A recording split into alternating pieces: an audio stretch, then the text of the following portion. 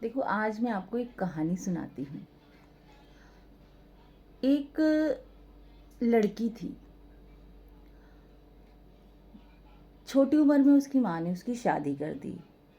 17 साल की लड़की थी और लड़की ने अभी 12वीं ही पूरी करी थी। 12वीं कक्षा की ही जो है वो परीक्षाएं दी थी और उसके माँ बाप ने परीक्षा परिणाम से पहले ही उस लड़की की शादी कर दी। शादी की उम्र ना होते हुए भी शादी कर दी। अब क्या था, लड़की को माँ बाप के घर में तो पूरी ऐशो आराम मिली, मगर जब शादी होकर गई तो ससुराल में तो सारा काम करना पड़ेगा। रोटी भी, झाड़ू पोंछा भी, आव भगत भी, सब कुछ करना पड़ेगा। आने जाने वालों की, सास ससुरों की बात भी माननी पड़ेगी, सब कुछ करना पड़ेगा घर में। अब कच्ची बुद्धि होती है लड़कियों की, छोटी उम्र में शादी हो गई जी। अब क्या हुआ, लड़की के माँ और बाप बस लड़की के घर में घुसे रहे। कैसे? लड़की हर रोज फ़ोन करे माँ को, माँ कैसी हो? अच्छा। माँ बोले बड़ी अच्छी है बेटी, तू कैसी है? बेटी बोले बड़ी अच्छी हूँ मैं। ठीक है। थोड़े दिन चलता रहा। माँ बाप का आना जाना भी रोज हर दूसरे दिन बेटी के घर हो गया, क्योंकि माँ इधर रहती एक सड़क पर, सड़क के उस पार, और बेटी इधर सड़क के पार, बीच में बस सड़क, है ना। तो आमने सामने एक ही जगह पे दोनों के घर थे, पियर भी वहीं और मैं का भी वहीं। तो माँ बाप का भी रोज आना जाना लगा रहता था बेटी के घर, क्योंकि जिस लड़के से शादी करवाई थी लड़की की, वो दोस्त के लड़के से ही करवाई थी। अच्छा खासा बिल्डर था उसका लड़के का बाप, मकान बनाता था और बेचता था। ठीक है जी। चलता रहा चलता रहा, 3 4 5 6 महीने बीत गए। लड़की प्रेग्नेंट हो गई। अब प्रेग्नेंट हो गई, घर में रोज़ झगड़े होते थे, भाई ये करो वो करो भाई बहू। अब उसको तो अपने माँ बाप के घर की आदत पड़ी हुई थी कि ऐशो आराम से जीवन बीत रहा था, खूब मज़े से खाना पीना होता था। मगर शादी के बाद तो सब कुछ करना पड़ता है। माँ के घर में तो हाथ पैर हिलाती नहीं थी, माँ ही करती थी काम। अब यहाँ पे क्या हुआ कि लड़की हर दूसरे दिन झगड़ के माँ के घर आ जाए और माँ उसको शह दे दे। अब क्या हो गया जी, एक दिन सास से लड़ाई हो गई लड़की की। घर में आदमी था नहीं, वो छोड़ के आ गई अपने पति को, अपने मैके छोड़ के आ जाती है ससुराल में, आदमी को छोड़ के मैके आ गई। अब पापा को, अपने बाप को बताती है, अपनी माँ को बताती है, भाई मैं तो नहीं जाऊँगी अपने ससुराल, वहाँ ऐसा होता है, मुझसे रोटियाँ बनाते हैं, मुझसे ये करवाते हैं, मुझसे सारा काम करवाते हैं, मैं तो नहीं जाऊँगी। अब 1 2 4 लगा के और अच्छा सा से उसमें मिर्च मसाला लगा के अच्छी खासी सुना दी। माँ बापों को वैसे ही भरा हुआ था अपने ससुराल के खिलाफ, हर रोज़ के फ़ोन आना जाना, सब ससुराल वाले भी परेशान थे कि भाई रोज़ इस लड़की वाले के घर से आ जाते हैं, तो उन्हें ये अच्छा नहीं लगता था। अब जो है लड़की बिना बताए, पति से बिना बताए, सास से बिना बताए, और जी प्रेग्नेंट अपने घर पहुंच गई। पति को पता चला कि भाई भाई जो है उसकी पत्नी, उसकी बीवी, जिसका नाम था सुथरी, सुथरी नाम उसका था, कि भाई वो सुथरी जो है वो अपने मैके चली गई है। आया जी दामाद लड़की के पास, लड़की के घर अपनी बीवी को लेने। तो जी उसके पिता ने मना कर दिया, उसकी माँ ने, कि हम नहीं भेजेंगे अपनी लड़की, कि तुम्हारे घर में ऐसा टॉर्चर किया जाता है। खूब लड़ाई बड़ाई हुई घरों में, दोनों घरों में आपस में खूब लड़ाई हुई कि भाई हम तो नहीं भेज रहे अपनी लड़की को। लड़की ने भी कह दिया मैं नहीं जाऊंगी, और झगड़ा चलता रहा। अच्छा, कोर्ट में केस पहुंच गया, ये देखिए कोर्ट में केस पहुंच गया सिर्फ लड़की की एक गलती से, कि वो बिना बताए अपने ससुराल वालों के को ससुराल से अपनी मैके आ जाती है और झूठ झाट लगा के माँ को भर देती है, पिता को भर देती है। और जी कोर्ट केस शुरू हो गया जी। कोर्ट केस शुरू हो गया। 7 साल तक, 7 साल तक लड़की अपने माँ बाप के घर में रही, आदमी को छोड़कर। आदमी को छोड़ के 7 साल तक अपने माँ बाप के घर में रही।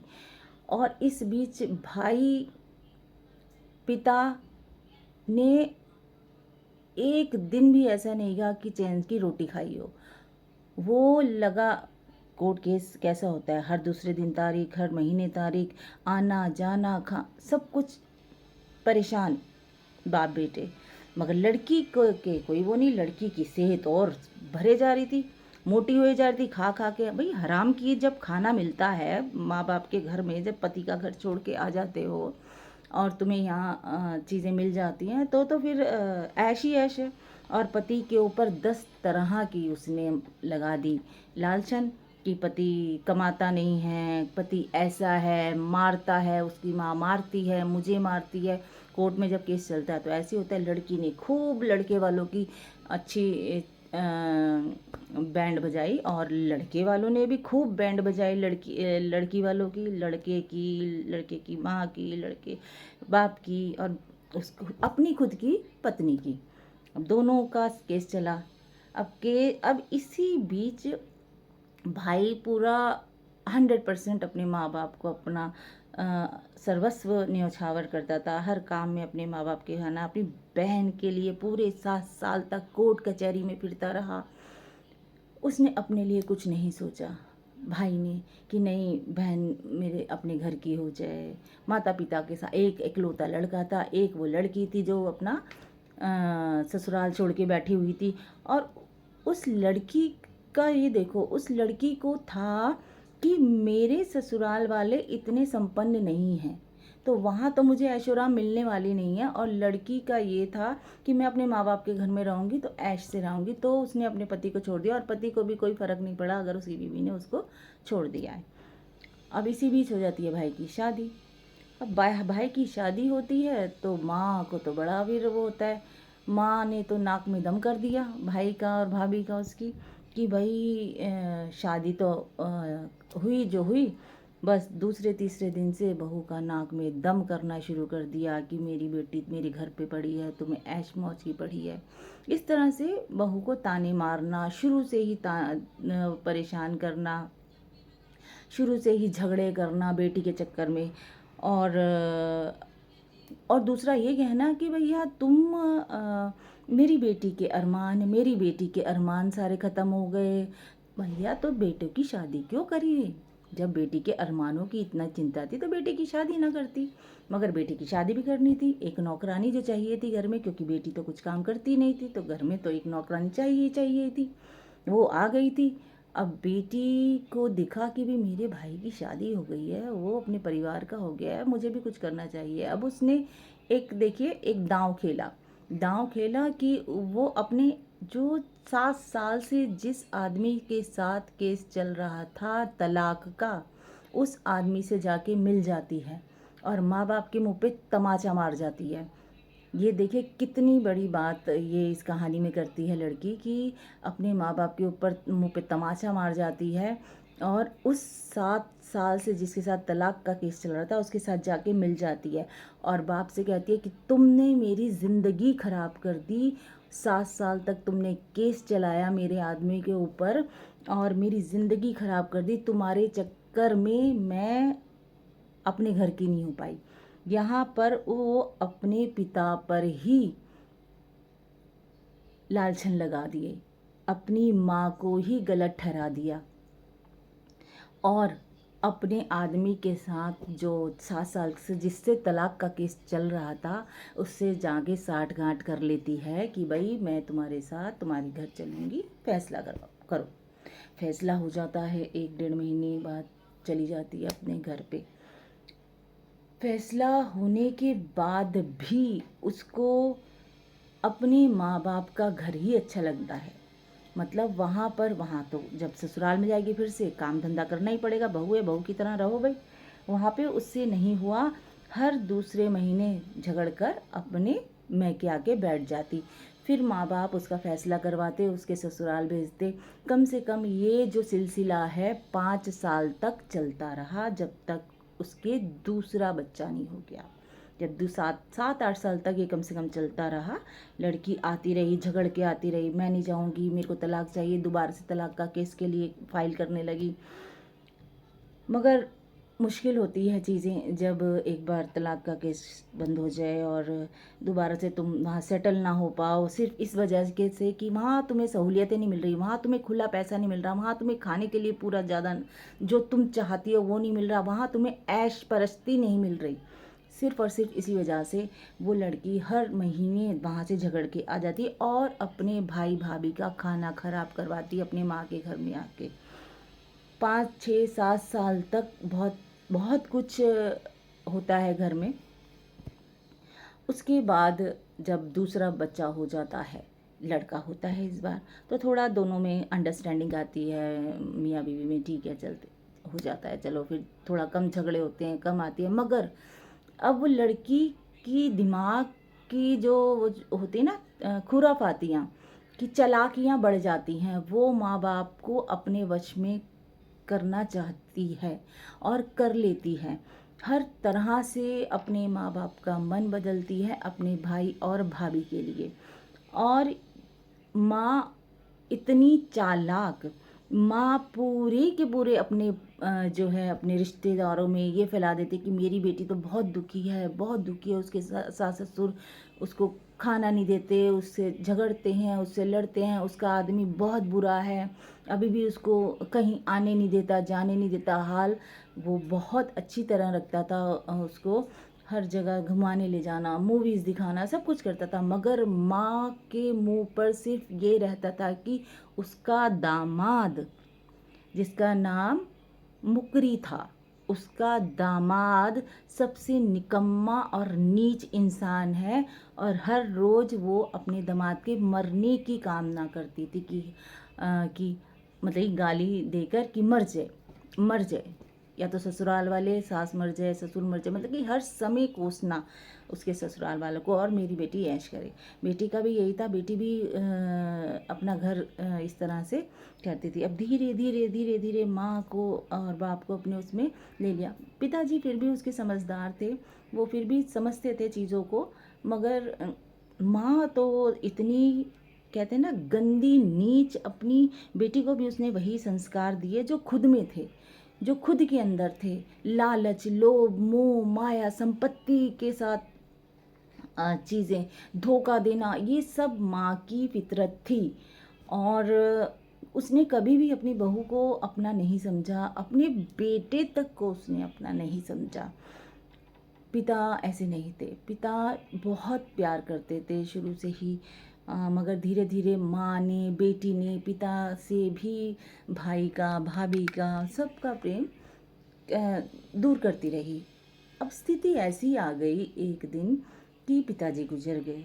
पिताजी गुजर गए तो बेटी और दामाद का खुराफाती दिमाग चला कि भई अब पिताजी गुजर गए हैं, माँ को तो और अपने चंगुल में लेना चाहिए। तो माँ को वो पूरा चंगुल में ले लेते हैं और एक दिन अपने पिता की सारी जायदाद, संपत्ति, पैसे, जेवर और अन्य संपत्ति सब बेटी जो है कब्जा कर लेती है। और जिस मकान में माँ रहती थी उसे अपने नाम करवा लेती है। और जिस दिन नाम करवाती है उस दिन के 4 दिन बाद ही उसकी माँ मर जाती है। किसी को भी आज तक इस चीज़ का नहीं पता चला कि 4 दिन पहले जिसने साइन करे हैं जायदाद पर, वो 4 दिन बाद कैसे मर सकती है। क्या हुआ इन दिनों कि वो मर गई, है ना। तो ये बेटी जो है उसने क्या किया, मुकरी ने, सुथरी ने और उसके 2 बच्चे, उसके 2 बच्चे, एक बेटी जिसका नाम था विशैली, विशैली उसका नाम, और लड़का जो उसका था उसका नाम था कालू। ये जो उसके 2 बच्चे थे, कालू, विशैली, सुथरी और मुकरी, ये चारों ने मिलकर क्या किया किसी को आज तक नहीं पता चला। भाई बीमार, भाई क्या कहे, भाभी भाई की देख रेख कर रही हैं, माताजी परलोक सिधार गई हैं अपना ये कारनामे करके, किसको कहे कोई।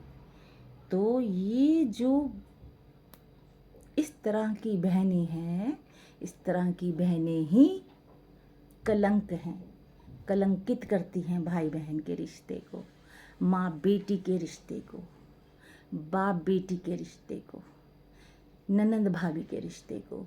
ऐसी बेटियां, सुथरी जैसी बेटियां, ये कलंक होती हैं। ये ऐसी एक नारी जाति के ऊपर कलंक का काम करती हैं, जो एक पूरी नारी जाति को ही उस कटघरे में ला के खड़ा कर देती हैं।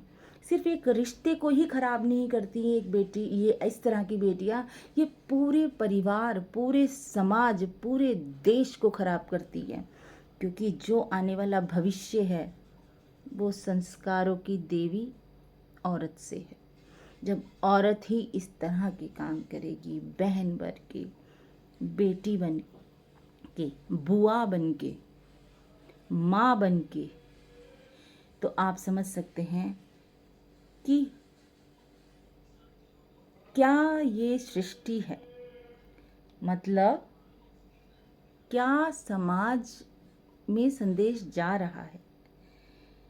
तो ऐसी बेटियां, ऐसी बहनें ना तो किसी भाई के काबिल होती हैं, ना किसी माँ बाप के काबिल होती हैं। ये सिर्फ लालच का एक पुतला होती हैं, लालच की मिट्टी से बना हुआ एक पुतला, जो जब बारिश आएगी ना, जब ईश्वर अपना जो है छड़ी घुमाएगा, तो वो जो बारिश का पानी गिरेगा ना, उससे वो जो मिट्टी है ना, मिट्टी पूरे मिट्टी में मिल जाएगी, उस पुतले की मिट्टी पूरी मिट्टी में मिल जाएगी। तो इस कहानी में आप देखेंगे कि एक नारी ही नारी की दुश्मन है, एक महिला ही महिला की दुश्मन है। हम पुरुषों को आगे ले आते हैं, पुरुषों को कहते हैं कि ये खराब है, वो खराब है। नहीं, पुरुष में कोई दोष नहीं होता। घर बिगाड़ने का काम जो है एक औरत ही करती है, क्योंकि उसी के हाथ में पूरा परिवार होता है। कोई भी घर ले लीजिए आप, किस घर में आप मानेंगे ससुर की चलती है, या बाप की चलती है, माँ की चलती है, या सास की चलती है ना। तो अब जब सास और माँ, जो माँ है वो सास बनती है, जो सास है वो माँ है ना। तो जब ये दोनों रिश्ते एक में ही हैं, तो क्यों नहीं हम अपने स्वयं को सुधारते, हम अपने आप को सुधारते। हमें खुद को सुधारना है, आने वाली पीढ़ियां तो खुद सुधर जाएंगी जब हम खुद सुधरेंगे। एक सास बन के, एक माँ बनकर, चाहे हम बेटी की हैं चाहे बेटे की हैं, हम सास हैं, हम चाहे बेटे की सास, दामाद की सास हैं, और चाहे हम एक बहू की सास हैं। अगर हम खुद को बदलेंगे तभी हम आगे किसी को बदलने का मौका देंगे। जब हम खुद ही खराब हैं तो हम आगे किसको कहेंगे। तो पुरुष नहीं बिगाड़ते, एक बेटे की वजह से नहीं जाते माँ बाप वृद्धाश्रम में, वो अपनी वजह से जाते हैं वृद्धाश्रम में। बेटों की वजह से नहीं जाते, या खुद की वजह से जाते हैं, या फिर उस घर की औरत की वजह से जाते हैं। वृद्धाश्रम बेटों के और बहुओं की वजह से कोई नहीं जा रहा। वृद्धाश्रम जा रहे हैं लोग जो बड़े बूढ़े हैं, वो सिर्फ और सिर्फ अपनी वजह से।